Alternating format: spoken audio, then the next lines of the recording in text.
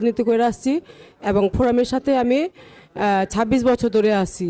যেহেতু আমি একজন আইনজীবী, আমরা হাইকোর্ট এবং জজ কোর্ট এবং রাজপথ সব জায়গায় ছিলাম এবং এই যে বৈষম্য বিরোধী ছাত্র আন্দোলনের সাথে আমরাও তাদের সহযোগিতা করেছি এবং তাদের পাশে আমরাও ছিলাম এবং তাদের সবসময় তাদেরকে আমরা সহযোগিতা করেছি এবং আমরা রাজপথে তাদের পাশেই ছিলাম। আমরা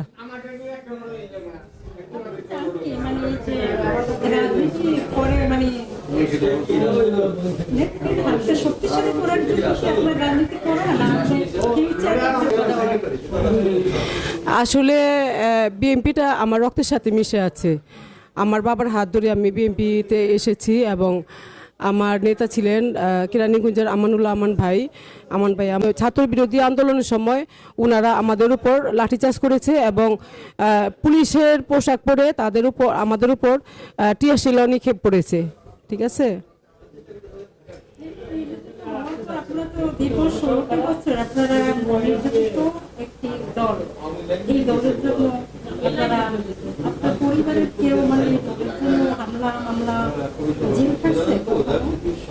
ধন্যবাদ, আপনি খুব সুন্দর একটা ইম্পর্টেন্ট প্রশ্ন করেছেন। আমি আগেই বলেছি আমার বাড়ি কেরানীগঞ্জ। তো আমি যেহেতু আমার কেরানীগঞ্জের মহিলা দলের প্রেসিডেন্ট ছিলাম এবং আমি ওইখানকার স্থানীয় রাজনীতি করে আসছি। তো ওই সময় 2007-এর পরে আমাদের বাড়িঘর আওয়ামী লীগের সন্ত্রাসীরা দখল করে নিয়ে যায়। তো পরবর্তী সময় আমরা থানায় যাই, আমার ভাইদের উপর হামলা হয়, আমার উপরে হামলা হয়।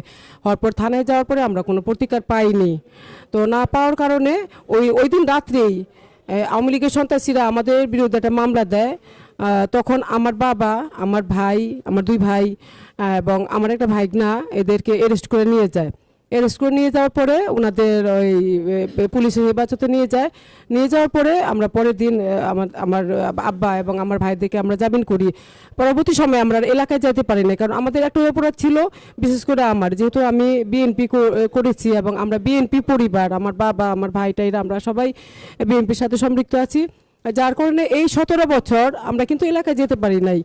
আর এলাকায় যেতে পারি নাই ওই সময় আমার বাবার খুব ইচ্ছা ছিল যে 2টা দিন যায় কেরানীগঞ্জে থাকবে, আমাদের বাড়িতে থাকবে। তো তখন আমার বাবা যেতে পারেনি। আমার আব্বা যখন মারা যায় তখন শুধুমাত্র যে ওখানে আমার বাবাকে কবর দিয়ে রেখে এসেছি।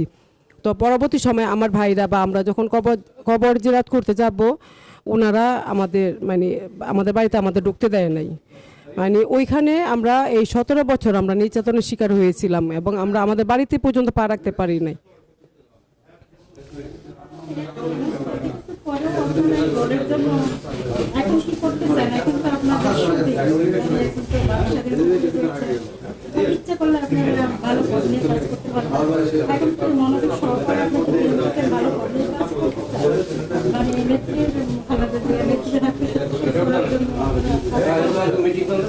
এটা আমি এর আগেবার আমি আপনার এই প্রশ্নের উত্তর দিয়েছি যে আমরা অবশ্যই আমরা যেহেতু বিএনপি করি, হ্যাঁ, আমরা ভালো একটা দলের সাথে আছি। আমরা ম্যাডামের হাতকে শক্তিশালী করব এবং আমাকে মূল দলে রাখা হয় নাই। আমরা ফোরামের মধ্যে আছি, আমাদের ঢাকা বার ইউনিটের ফোরামের সাথে আমরা সম্পৃক্ত আছি।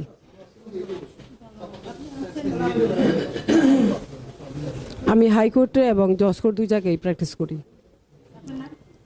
আমার নাম অ্যাডভোকেট শাহনাজ বেগম সিরিন, সাবেক সাংস্কৃতিক সম্পাদক, ঢাকা আইনজীবী সমিতি।